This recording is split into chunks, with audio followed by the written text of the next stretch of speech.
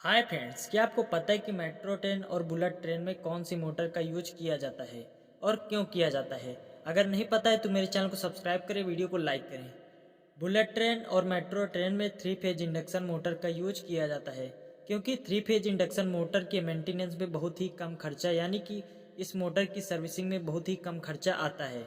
इसीलिए metro train और bullet train में 3 फेज इंडक्शन मोटर का यूज किया जाता है। तो ऐसी ही टेक्निकल वीडियोस पाने के लिए मेरे चैनल को ज़रूर सब्सक्राइब करें।